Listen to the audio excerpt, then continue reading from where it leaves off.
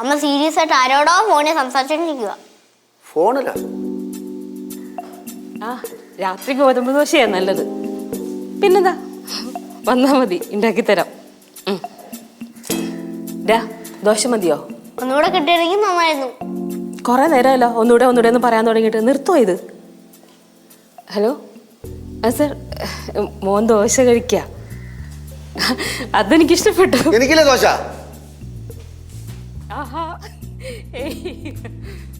അച്ഛൻ സമാധാനമായിട്ടിരി. അച്ഛൻ ഇടയ്ക്ക് കയറിയ രണ്ടുപേർക്കും കിട്ടത്തില്ല.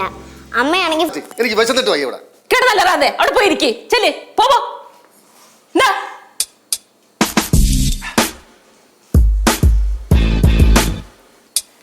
ആ പറയ്, സോറി. അച്ഛാ കിട്ടിയോ എന്ത് ദോശ? ഞാൻ ഒരു 10 മിനിറ്റ് ആയിട്ട് മിസ് കോൾ തരാം, അന്നേരം തിരിച്ചു വിളിക്കാവോ? ആ ശരി. കേശു, നിനക്ക് ദോശ മതിയോ? തൽക്കാലത്തേക്ക് മതി. മതി. അതിന് വേണമെങ്കിൽ ഞാൻ അരിദോശ ഉണ്ടാക്കി തരാം. വേണമെങ്കിൽ ഉണ്ടാക്കി തരാന്നാ? ആ എന്തടി ഞാൻ വലിഞ്ഞേറി വന്നോനാ? ആവശ്യമില്ലാത്ത പറഞ്ഞ എന്തിനാ? ആവശ്യമില്ലാത്തതാ? ഞാൻ നിന്റെ ഭർത്താവാണ്, കളിപ്പിള്ളല്ല. ബാലനിപ്പ എന്താ വേണ്ടേ? ഒരു ദോശ. എനിക്കൊരു പുല്ലും വേണ്ട. ഞാൻ പറയണമെന്ന് അവള് കേൾക്കാതെ ആരെയാ സീരിയസ് ആയിട്ട് ഫോൺ ചെയ്തോണ്ടിരിക്കുന്നത്? നീ ആരെയാണ് ഇങ്ങനെ വിളിക്കണേ? എനിക്ക് വേണ്ടപ്പെട്ട ഒരാളെ. വേണ്ടപ്പെട്ട ആളാ? എന്ത് അയാൾക്ക് പേരില്ലേ? അയാൾക്ക് ജനിച്ച പല അച്ഛനമ്മയും പേരിട്ടില്ല. നീ തർക്കുത്തരം പറയരുത്. ഇത് കേട്ടിട്ടാണ് പിള്ളേർ എന്നെ ഓരോന്ന് പറയണേ. എവൻ്റെ വാടക എനിക്ക് അറിവിടത്തുണ്ടല്ല. ഞാൻ പിന്നെ വേണ്ടെന്ന് ഞാൻ വെച്ചിട്ടാണ്.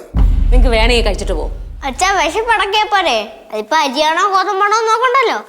തർക്കുത്തരം പറയണം. കുഞ്ഞിനെന്തിനാ തല്ലുന്ന? നിങ്ങൾക്ക് വട്ട പിടിച്ചോ? അടുത്ത നിനക്കാണ്.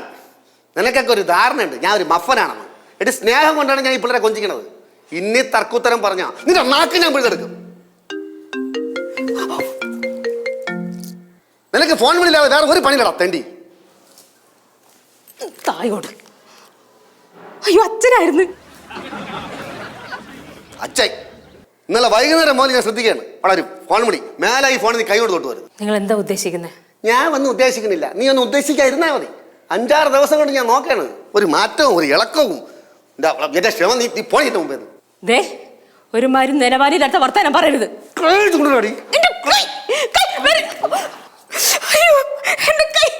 നോക്കട്ടെ മേലെ എന്നോട് സംസാരിക്കാൻ എന്റെ കരുത്തിൽ അവിടെ നിൽക്കണ്ട. ഭക്ഷണം പുറത്തുപോയി കഴിച്ചോ? അങ്ങനെ തന്നെ ഭീഷണിപ്പെടുത്താൻ നോക്കണ്ട. എന്നോട് സംസാരിക്കാൻ നിൽക്കണ്ടെന്നല്ലേ പറഞ്ഞത്? അന്നെ മുടക്കിയപ്പോ സമാധാനം